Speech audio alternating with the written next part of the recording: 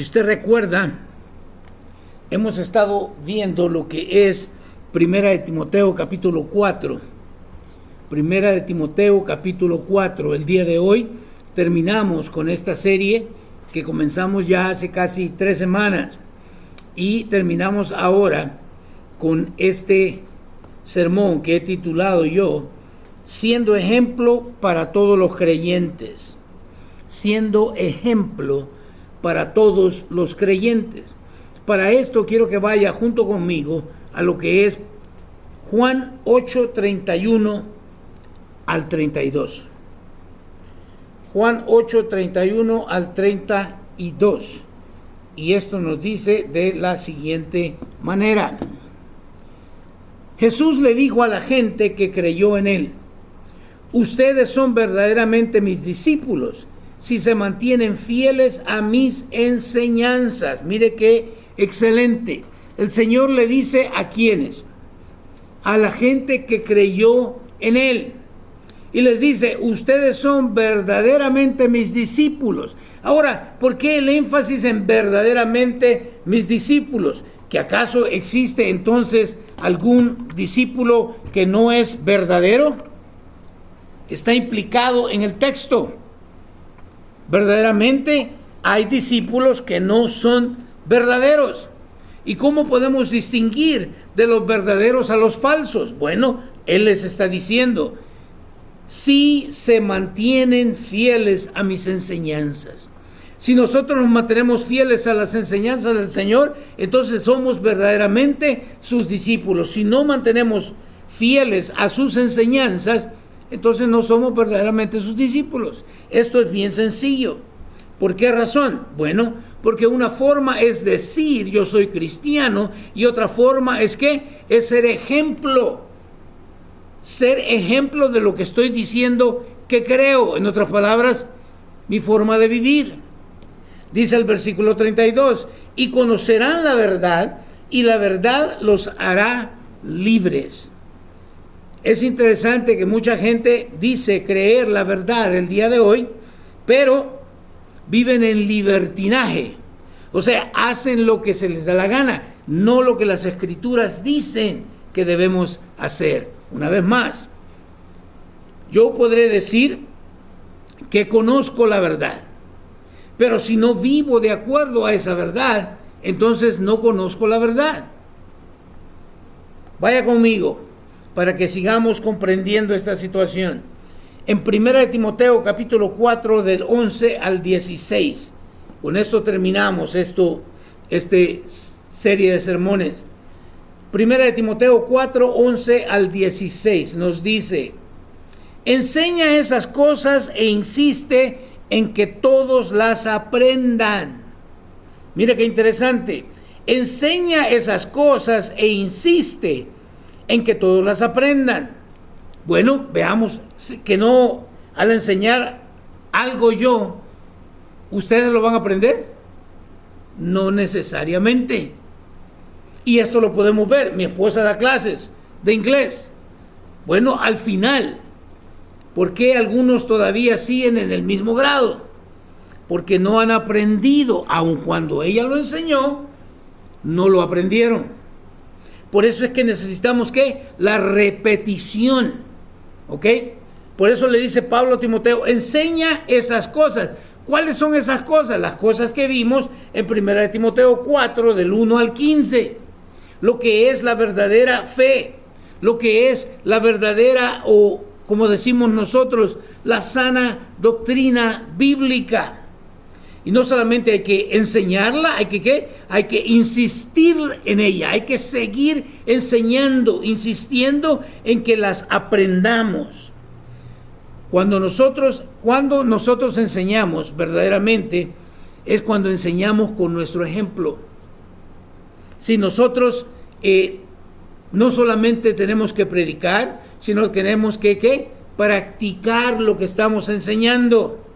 Versículo 12 nos dice: no permitas que nadie te subestime por ser joven.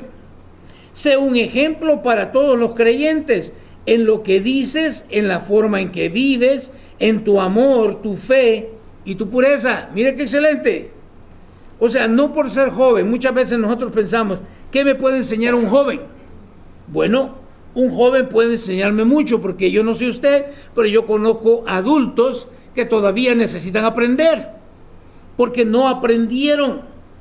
¿Qué dice? No permitas que nadie te subestime por ser joven.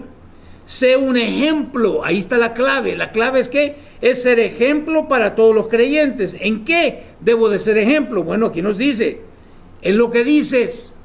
O sea, en mi forma de hablar. ¿Qué es lo que constantemente estoy hablando? En lo que dices, en la forma en que vives. ¿Por qué? Porque yo puedo decir algo y no vivirlo. No vivir de acuerdo a lo que yo estoy hablando. ¿En qué más? En tu amor. Ya sabemos, ¿verdad?, que nosotros podemos decirle a alguien, te amo, pero podemos estar haciendo otras cosas que niegan verdaderamente el amor que yo estoy profesando. El día de hoy, muchos hombres le dicen a sus esposas que las aman, pero tienen un amante. O viceversa. La mujer puede decirle al hombre que lo ama y tiene un amante. Eso no es verdaderamente un buen ejemplo de el amor. Y recuerde que hay mucha gente que nos está mirando y a veces se nos olvida esto como cristianos. En tu amor, en tu fe. De nuevo, la fe viva es activa. ¿Qué es lo que estoy tratando de decir con esto? Que si yo digo tener fe en Dios, tengo que obedecer a Dios. Tengo que vivir de acuerdo a como Dios manda que yo viva. Si no vivo de esa manera, entonces mi fe es vana. Mi fe, como dice la Escritura, no sirve para nada. Entonces dice, tu amor, tu fe, ¿y qué? Y tu pureza. El problema es de que muchas veces nosotros nos excusamos en que, pues, fulano lo hace. Y estoy hablando aún dentro de la iglesia. Oh, pero fulanito, el hermanito aquel vive de esta forma. Bueno, el hermanito aquel va a dar cuentas por su vida. Yo voy a dar cuenta por la mía. Entonces no busquemos excusas para vivir de una forma desordenada o no pura. Sigamos. Versículo 13. Hasta que yo llegue, dedícate a leer las Escrituras a la iglesia y a animar y a enseñarles a los creyentes. ¿A quiénes le enseñamos las Escrituras? A los creyentes, pero también a los no creyentes. ¿Por qué razón? Porque ¿cómo van a creer en aquel Dios del cual nunca han oído? Por eso necesitamos predicarles. Pero Pablo le está diciendo a Timoteo que se dedique a leer las Escrituras. Y mire, ya tengo más o menos unos 30 y algo de años en el cristianismo, en el Señor. Y algo que veo yo constantemente es que la iglesia en general no lee la Biblia. Entonces, ¿cómo vamos nosotros a conocer a Dios? En la esquina no me van a hablar de Dios. En un bar no me van a hablar de Dios. En una discoteca no me van a hablar de Dios. ¿Dónde puedo yo verdaderamente conocer? Porque incluso me atrevería a decir yo que en una iglesia a veces no se habla de Dios. Porque no se está hablando de las Escrituras. Pablo le dice, dedícate a leer las Escrituras a la iglesia. ¿Por qué razón? Porque es cuando nos animamos y nos enseñan. Es en la Escritura, en la Biblia, donde nosotros conocemos verdaderamente a Dios. Es ahí donde aprendemos qué es lo que Él desea de nosotros, qué es lo que Dios quiere de nosotros. Es ahí donde aprendemos a conocerle, a amarle, a respetarle. Versículo 14 nos dice, no descuides el don espiritual que recibiste mediante la profecía que se pronunció acerca de ti cuando los ancianos de la iglesia te impusieron las manos. Tal vez usted alguna vez ha visto esta situación donde la gente pasa al frente, el líder, el pastor o los líderes ponen manos sobre ellos y oran por ellos. Eso es bíblico, aquí lo estamos viendo. Esa es la forma en cómo se imparte, ¿qué? Un don espiritual. Entonces dice el verso 15, presta suma atención a estos asuntos. Entrégate de lleno a tus tareas para que todos vean cuánto has progresado. Me encanta. Es que cuando entramos a la fe, somos niños en la fe. Pero tenemos que, ¿qué? Tenemos que progresar. Así como en la vida de un niño. No se queda niño todo el tiempo. Bueno, algunos parecen niños, actúan como niños, pero deberían de haber progresado. Presta suma atención. Aquí está la clave. En prestar atención a las Escrituras, a la Biblia. A estos asuntos, le dice Pablo. ¿Cuáles asuntos? Los asuntos que ya hablamos anteriormente. La sana doctrina, la fe verdadera. Hablamos de todas estas cosas. Le dice, entrégate de lleno a tus tareas. Bueno, ¿cuál es la tarea? Dios ha designado una tarea para que usted haga. Dios le ha dado dones espirituales a usted para que usted los use para el beneficio de la iglesia. Dios lo ha capacitado. Dios lo ha llamado. Dice, entrégate de lleno a tus tareas para que todos vean cuánto has progresado. Yo siempre digo, hay un problema cuando nosotros tenemos un bebé y lo traemos a casa y pasan 6 meses y este bebé todavía sigue sin moverse, sin sentarse. Hay un problema. De igual forma, espiritualmente hablando, hay un problema si no hay un progreso en nuestro nuevo nacimiento espiritual.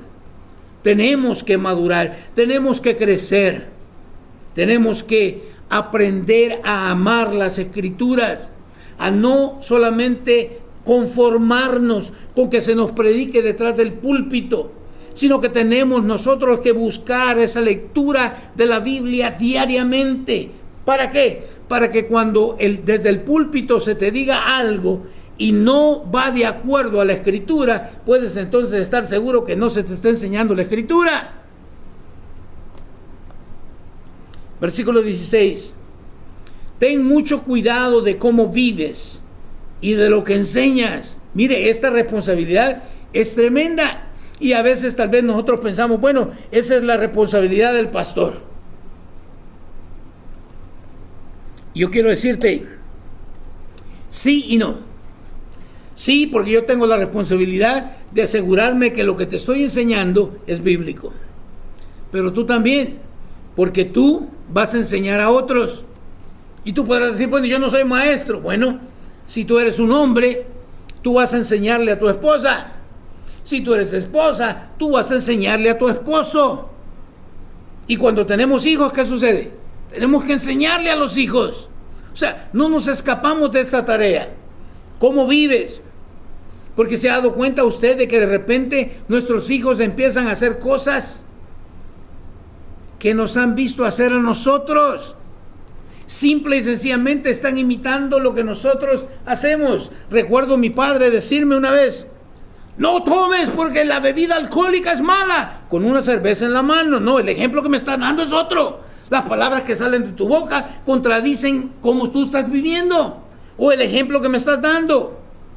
Mantente firme, dice, en lo que es correcto por el bien de tu propia salvación y la de quienes te oyen. Mire, esto es tremendo. Mantente firme en lo que es, ¿qué? Lo que es correcto. Yo quiero decirle algo. Nosotros debemos estar siempre a favor de lo que es correcto, aun cuando nos duela, porque quizás mi cónyuge está haciendo algo que no es correcto, o un hijo esté haciendo algo que no está correcto, o aún si mi padre está haciendo algo que no es correcto, yo debo ¿qué? Hacer o mantenerme firme en lo que es correcto. El día de hoy le llamamos blanco a lo que es negro y negro a lo que es blanco, bueno a lo que es malo y malo a lo que es bueno. Eso no puede ser en nosotros como creyentes. En otras palabras, bueno, yo puedo decir, Dios aborrece el divorcio. Oh, pero cuando se trata de mí personalmente, o se trata de algún ser que yo amo, cambio de opinión. No, sigue siendo lo correcto es correcto, no importa quién sea el que esté cometiendo lo incorrecto. Mantente firme en lo que es correcto por el bien de tu propia salvación, porque entonces me vuelvo, sí o no, seamos honestos. Si yo cambio de parecer de acuerdo a lo que la persona que haya alejada a mí o la persona que esté cerca de mí, vengo a ser entonces un hipócrita, porque eso es hipocresía. Llamarle pecado a fulano porque cometió adulterio, pero a mi hijo que no está, le digo, no, pero, y empiezo a buscarle excusas. No, es lo mismo. Debe ser lo mismo. Porque ¿qué es lo que pasa? Porque entonces pongo en tela de juicio mi propia salvación y la de aquellos que escuchan mi mensaje. Esto es tremendo. Vaya conmigo a 2 de Timoteo capítulo 3 versículos 10 al 17, que nos dice: pero tú, Timoteo, sabes muy bien lo que yo enseño y cómo vivo y cuál es el propósito de mi vida. También conoces mi fe, mi paciencia, mi amor y mi constancia. Mira, una vez más, no solamente en 1 de Timoteo, sino ahora en 2 de Timoteo capítulo 3. Pablo le está repitiendo lo mismo. Pero tú, Timoteo, sabes bien lo que yo enseño. En otras palabras, Timoteo ya había escuchado la enseñanza de Pablo, pero había tomado notas. ¿Se acuerda como los de Berea? ¿Qué es lo que hacían? Tomaban notas y luego iban a sus casas y agarraban la Biblia o los escritos que tenían ellos en aquel entonces para comprobar si lo que Pablo les estaba diciendo era verdad o era mentira. El día de hoy necesitamos nosotros hacer esto igualmente, porque hay tanta falsa doctrina, tanta falsa enseñanza, que nosotros necesitamos de veras saber si lo que se me está predicando es la verdad o es simple y sencillamente una falsa doctrina, una falsa enseñanza. Sabes, dice, sabes muy bien lo que yo enseño y cómo vivo. En otras palabras, lo había observado. ¿Cuál era la forma de vivir de Pablo? ¿Y cuál es el propósito de mi vida? Tu vida tiene que tener un propósito y tiene que ser un propósito espiritual, no netamente natural. Mucha gente tiene un propósito, pero solamente para este mundo, y eso no va a servir para la vida que viene. Yo quiero recordarte, este mundo se va a acabar, pero la vida que Dios nos ofrece es una vida ¿qué? Eterna, o sea que no va a morir, no va a dejar de existir. ¿Cuál es el propósito de mi vida? También conoces mi fe. En otras palabras, no solamente lo que él decía, sino cómo él vivía de acuerdo a esa fe que profesaba. Mi paciencia, mi amor y mi constancia. Me encanta.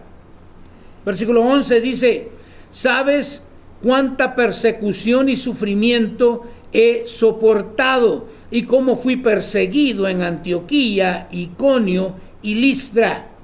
Pero el Señor me rescató de todo eso. Mire qué interesante, porque de repente por ahí te van a enseñar a que ven a Cristo y todos tus problemas se solucionan. Ven a Cristo y todas tus enfermedades son curadas. Solamente para darnos cuenta después que no fue así. Aquí le dice Pablo, tú sabes cuánta ¿qué? Persecución. Tú sabes cuánta persecución y sufrimiento he soportado. En esta vida, tanto los no creyentes como los creyentes sufren. Así como un no creyente le dio el COVID-19, también nosotros conocemos de muchos creyentes que fallecieron por el COVID-19. ¿Qué es lo que quiero decir? Todos estamos aquí en el mismo barco. Y en esta vida vamos a recibir persecución, sufrimiento. ¿Se acuerda aquella gran telenovela? Los ricos también, los cristianos también lloramos. Porque estamos en este mundo, vivimos en este mundo caído. Dice, ¿y cómo fui perseguido? Y aquí le va. Los cristianos vamos a ser perseguidos. Así que todo aquel que cree que va a vivir todo el tiempo en victoria, que lea la Escritura y se dé cuenta. De hecho, el único apóstol que murió de viejito fue precisamente Juan el amado. Todos los demás murieron, ya sea que los partieron por mitad, los crucificaron, los decapitaron, los mataron a espada. Y Juan fue el único que murió de viejo, pero eso es porque trataron de freírlo como una mojarra y no se quemó, no se murió. Entonces lo retiraron a una isla, Patmos, y ahí murió de viejito. Fue el único. Como fui perseguido en Antioquía, Iconio y Listra, pero el Señor me rescató de todo esto. ¿Qué dice el versículo 12? Es cierto. Y aquí va. Póngase su cinturón de seguridad. Y todo el que quiera vivir una vida de sumisión a Dios en Cristo Jesús, ¿qué dice? Sufrirá persecución. Ya no me gustó la cosa. ¿Sabe por qué no le gustó? Porque le han predicado un evangelio aguado, un evangelio falso. Ven a Cristo y todos tus problemas se solucionan. No es cierto.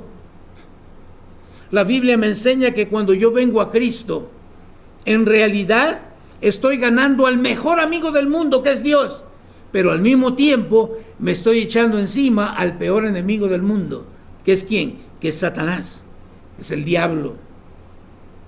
Versículo 13 nos dice, pero los malos y los impostores serán cada vez más fuertes. ¿Acaso no es lo que estamos viviendo?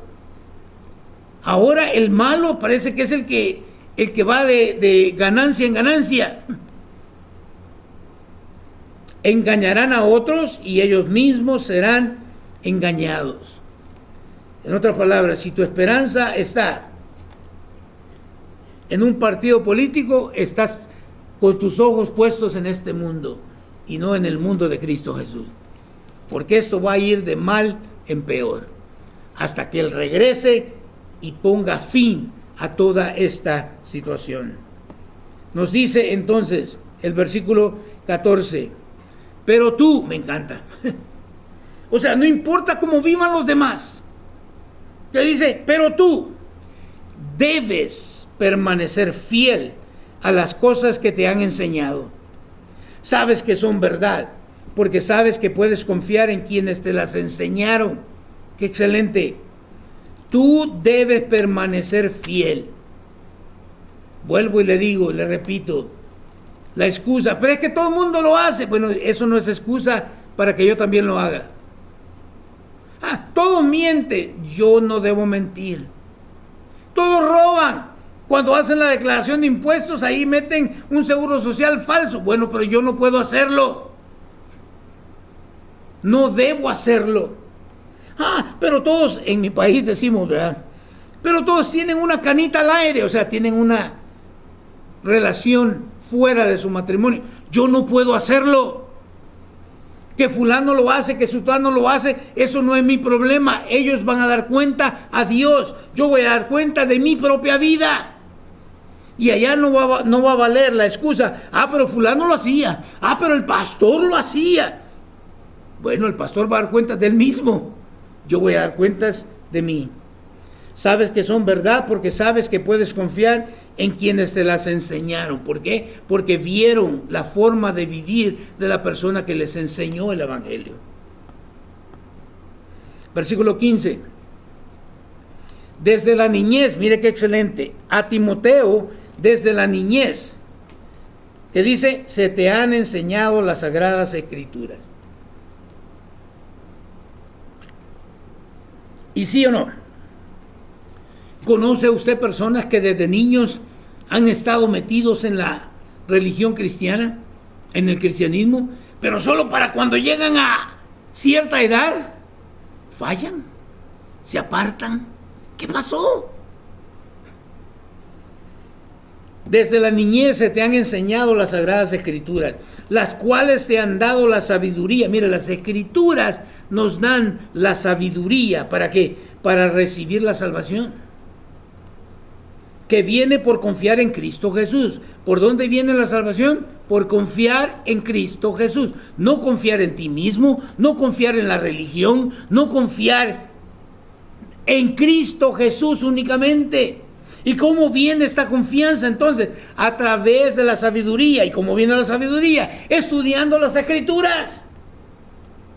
Por eso el énfasis: lee la palabra de Dios. Estudia la Biblia. No te conformes solamente con los días de servicio para venir a escuchar lo que dice la palabra de Dios. ¿Qué dice el versículo 16? Toda la Escritura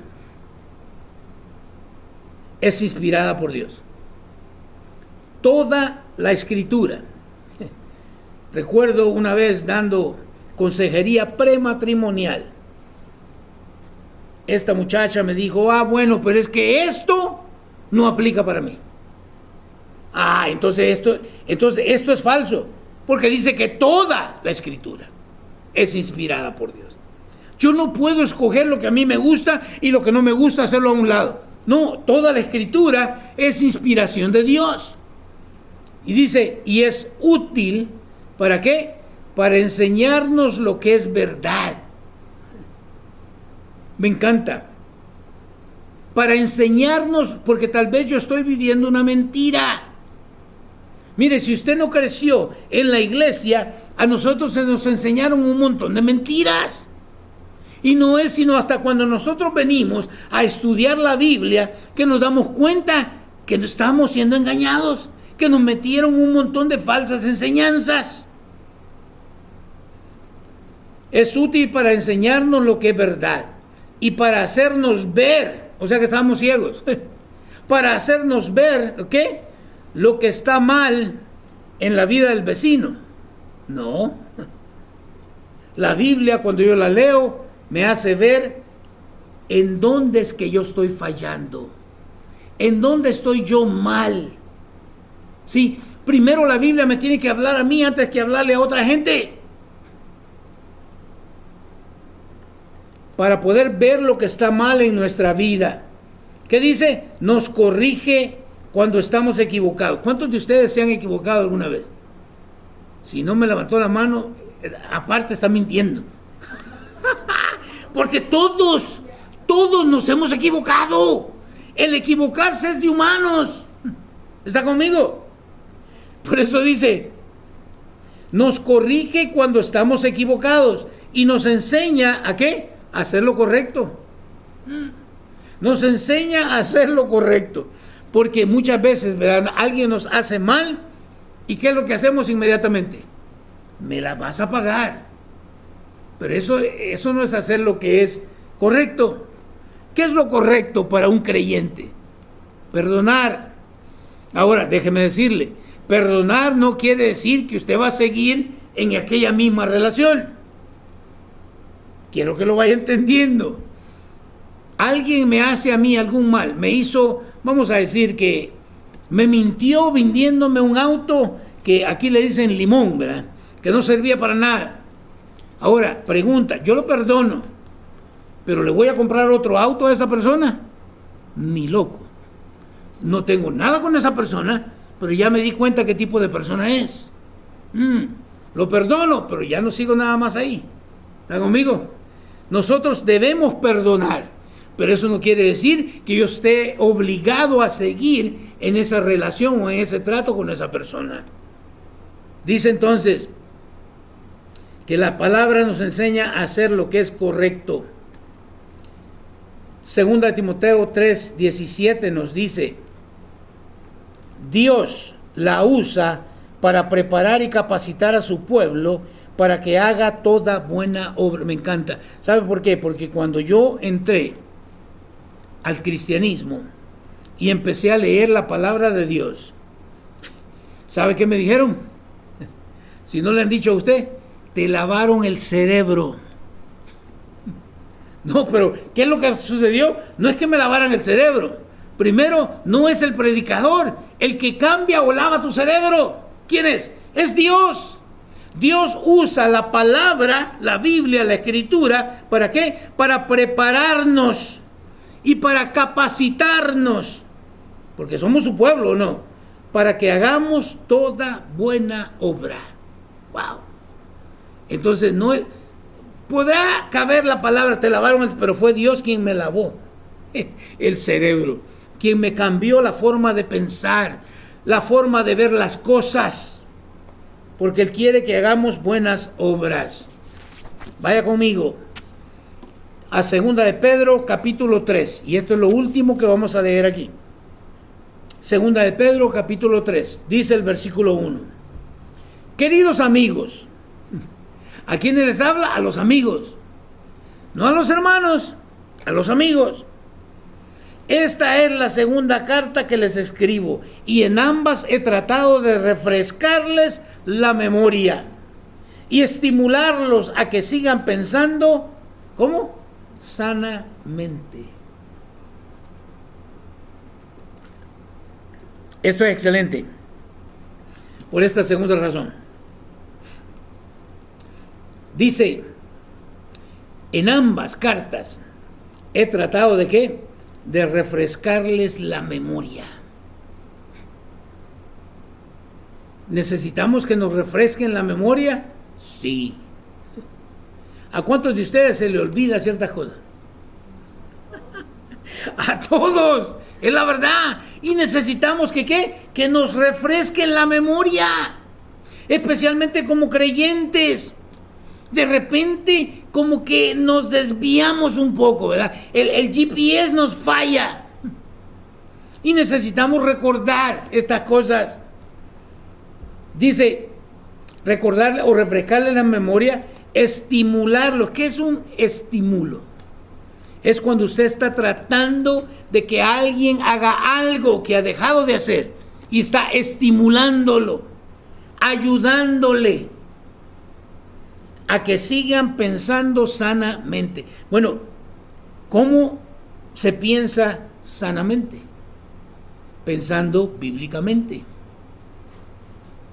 Lo contrario, si mi mente solo está en las cosas de este mundo, no estoy pensando sanamente.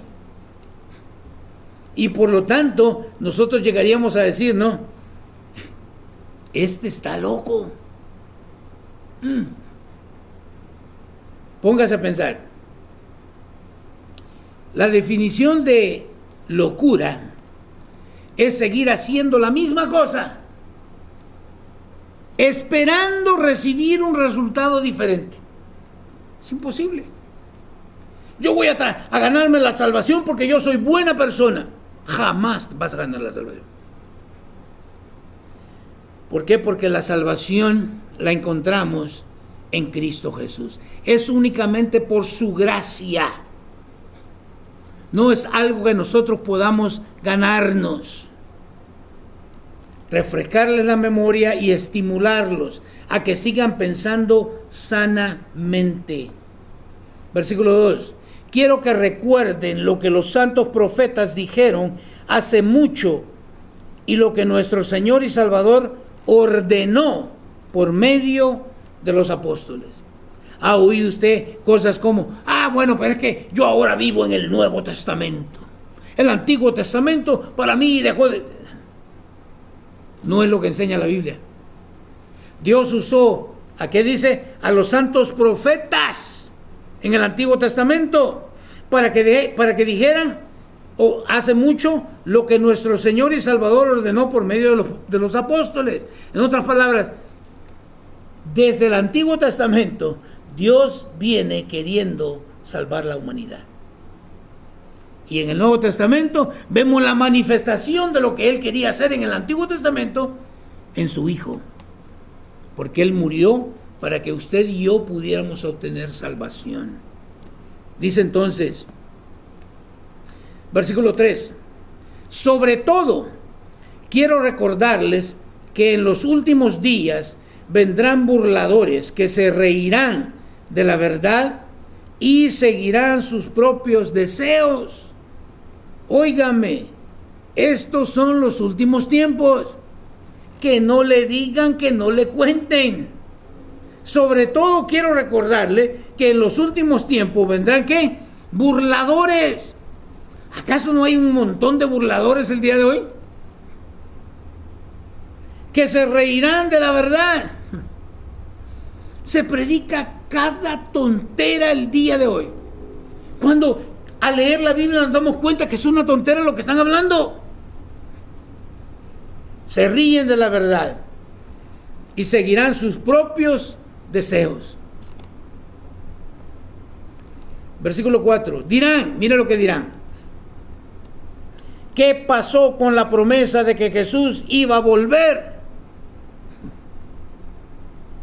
Desde tiempos antes de nuestros antepasados, el mundo sigue igual que al principio de la creación. Y mire, yo recuerdo hace más de 40 años que me dijeron, Jesús viene pronto. Y ya pasaron 40 años. Y no ha venido. ¿Será que Dios miente?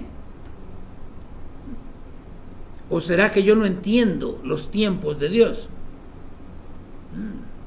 Yo me quedo con lo segundo. Es que no entiendo los tiempos de Dios. Miren lo que dice.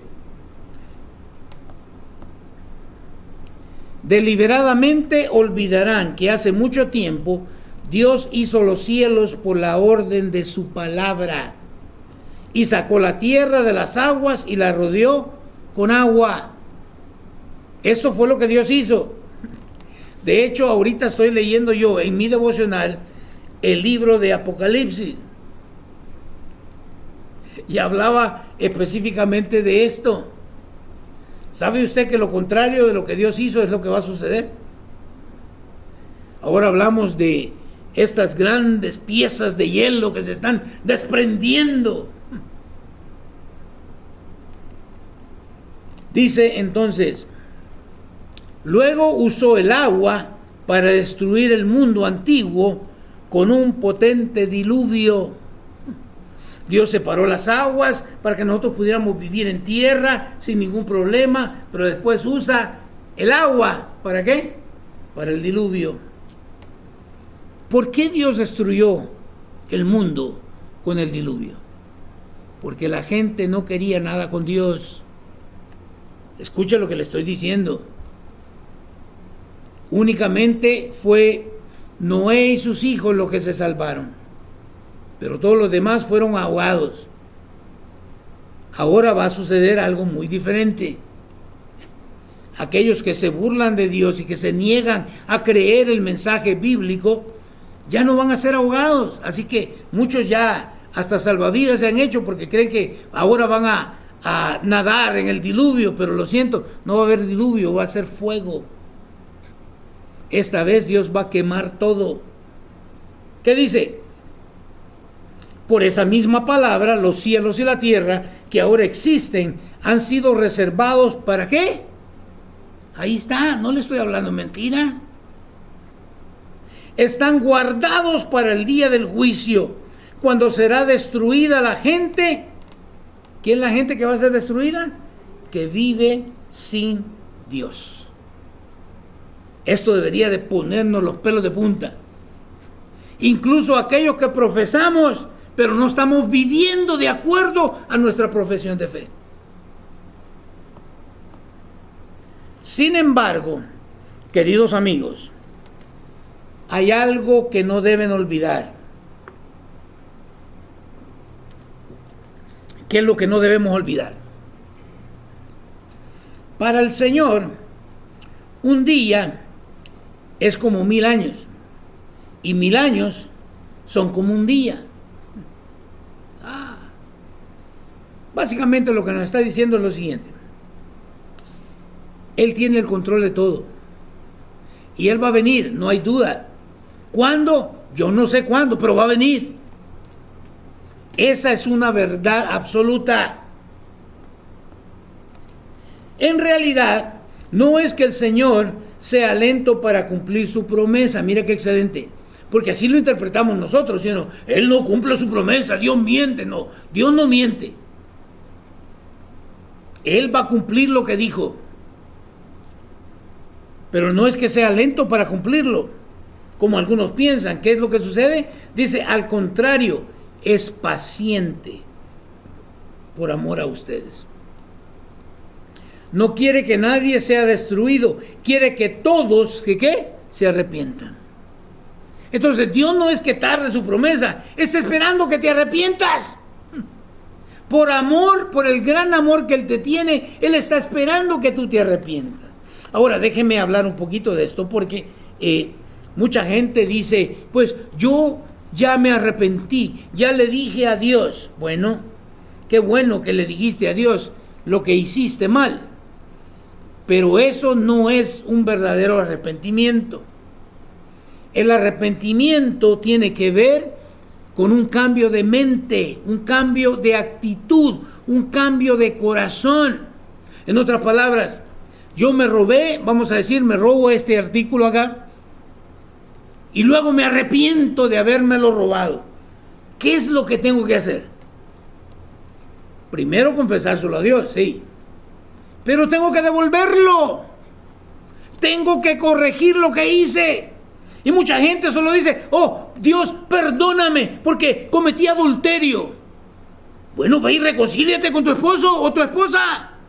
Eso es un verdadero arrepentimiento. Pero dice, no, ya me arrepentí, pero sigo viviendo con el hombre que cometió adulterio o la mujer que cometió adulterio. ¿Es verdaderamente eso un arrepentimiento? No. Lo siento, no lo es. Pero Dios quiere que todos nos arrepintamos. Versículo 10. Pero el día del Señor llegará tan inesperadamente como un ladrón. Póngase a pensar en esto. Si yo supiera, hace poco me robaron el catalítico de mi camioneta, enfrente de mi casa. Si yo hubiera sabido el día que ese ladrón llegaba, créanmelo que como buen salvadoreño hubiera estado esperándolo con un machete ahí en la mano. Sí, el problema es que no sabemos. Yo no supe cuando aquel llegó y en menos de 2 minutos se había cortado mi catalítico y se lo llevó. Eso es lo que va a hacer Dios.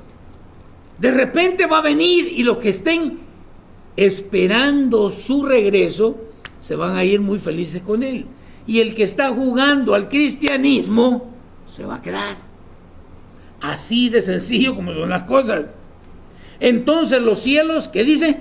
Los cielos desaparecerán con un terrible estruendo y los mismos elementos se consumirán en el fuego. Mira qué tremendo. Y la tierra, con todo lo que hay en ella, quedará sometida a juicio. ¿Usted entiende lo que es un juicio? En un juicio usted solamente lo único que espera es la condena. ¿Cuántos años le van a tocar de cárcel? ¡Qué tremendo! ¿Por qué? Porque aquí estamos nosotros, ¿verdad? Hay que cuidar a la madre tierra. Bueno, la tierra no es mi madre, lo siento. No estoy diciendo que no vamos a hacer algo para cuidarla, sí, pero mi esperanza no está puesta ahí. Es que se están derritiendo los glaciales. Bueno, ¿y qué esperas si nosotros la estamos destruyendo nosotros mismos? Hay que salvar a los... No, hay que salvar no a los osos. Sálvate tú. Olvídate de los osos. Los osos, Dios se va a encargar de los osos. Pero, ¿y tú dónde vas a pasar tu eternidad?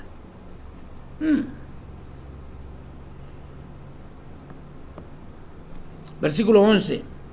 Para terminar un poquito más rápido.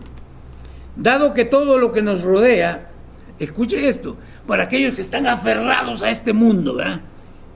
Es que hay que trabajar para ganar. Está bueno, trabaja todo lo que quieras. ¿Qué es lo que dice? Dado que todo lo que nos rodea, ¿será qué?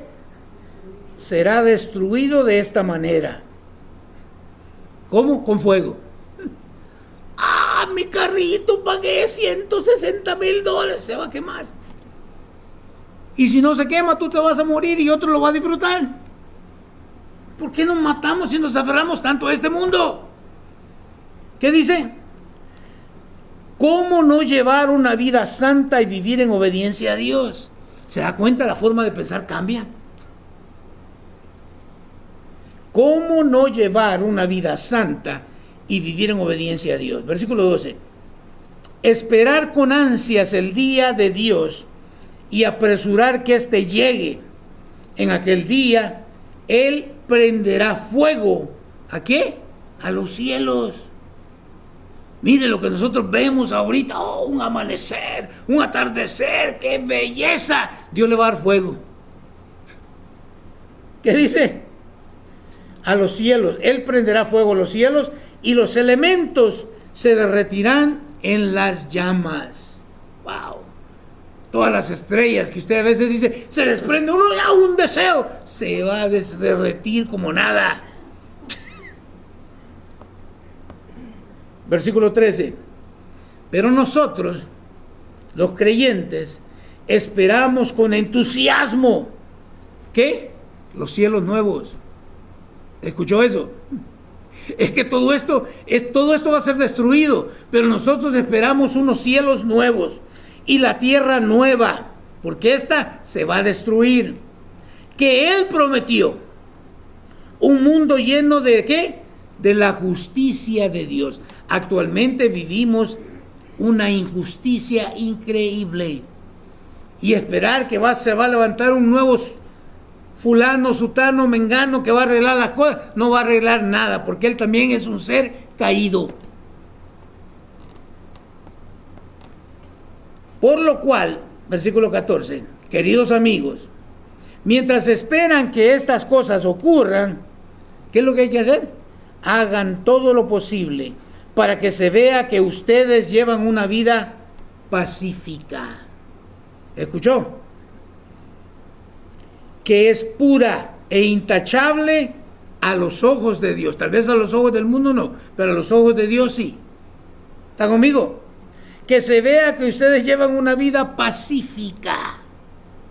Sí, este mundo habla mucho de paz, pero no quieren al príncipe de paz. ¿Qué paz esperan? Dígame usted. Ahorita tenemos el conflicto allá en Israel y Palestina, pero ni los israelitas ni los palestinos quieren escuchar acerca del príncipe de paz. ¿Qué paz van a tener entonces? Y recuerden que la paciencia de nuestro Señor da tiempo para que la gente sea salva. Esto es lo que nuestro amado hermano Pablo también les escribió con la sabiduría que Dios le dio. Me encanta cómo lo dice la Escritura, porque a veces pensamos, tal hombre es sabio. La sabiduría Dios la da, y se la da a quien Él quiere, como Él quiere y cuando Él quiere. Dice, al tratar estos temas en todas sus cartas, algunos de sus comentarios son ¿qué? Son difíciles de entender. Y los que son ignorantes e inestables han tergiversado sus cartas para que signifiquen algo diferente, así como lo hacen con otras partes de la Escritura. Pero esto resultará en su propia destrucción. ¿Se da cuenta? Hay gente que está ¿qué? Tergiversando, que dicen que la Escritura dice cuando no dice la Escritura lo que ellos están diciendo. Hay mucha falsa enseñanza. Pero ¿cómo voy a poder distinguir yo? ¿Cuál es? Lee la Biblia. Lee la Biblia y te vas a dar cuenta. Versículo 17. Ya vamos terminando. Queridos amigos. ¿Ya se dio cuenta que solo es queridos amigos y queridos amigos? Queridos amigos, ustedes ya saben estas cosas. Y cierto o no, a veces hablamos con la gente y la gente sabe. No viven, pero saben. Recuerdo un vecino, ¿te acuerdas? un vecino que hablábamos de cómo Dios había destruido el mundo en aquel entonces a través del diluvio. Y ella fue la que nos dijo, pero esta vez va a ser diferente, ya no más agua, va a ser fuego. Pero vivía peor que el diablo. La gente sabe, queridos amigos, ustedes ya saben estas cosas. Así que manténganse en guardia. ¿Cómo me mantengo en guardia? Listo para pelear. ¿Qué dice? Manténganse en guardia. Entonces, no serán arrastrados por los errores de esta gente perversa y no perderán la base firme que tienen. Que me vengan a decir lo que quieran. Yo me quedo con la Biblia. Yo le creo a la Biblia. Versículo 18. En cambio, crezcan en la gracia. Esto es lo que debemos estar haciendo. ¿Qué dice? En cambio, crezcan en la gracia y el conocimiento de nuestro Señor y Salvador Jesucristo. Eso es lo que debemos de estar haciendo. No estar metidos en ganar más dinero, en ser más felices. Aquí no vamos a ser lo suficientemente feliz y vamos a tener lo suficiente. Porque ¿cuánto es suficiente? Pregúntele a un rico, ¿cuánto es suficiente? ¿Sabe cuál va a ser la respuesta? Un poquito más. ¿Pero cuánto es ese poquito más? No hay fin. No hay un fin. Dice, en cambio crezcan en la gracia y el conocimiento de nuestro Señor y Salvador Jesucristo. A Él sea toda la gloria, ahora y para siempre. Amén. Lo importante en este mundo, alguien lo dijo en inglés, que es donde sabe mejor la cosa. Biblia significa Basic Instructions Before Leaving Earth, que significa, Biblia es la instrucción básica para antes de partir de esta tierra. Porque sí o no, vamos a partir de esta tierra. Unos antes que otros, pero todos vamos a tener que morir. Y al morir le vamos a dar cuenta a Dios. ¿Creímos el mensaje de salvación o lo rechazamos? Tú decides. Mi deseo es que te rindas a Dios, es que te arrepientas y declares a Jesucristo como el Señor de tu vida.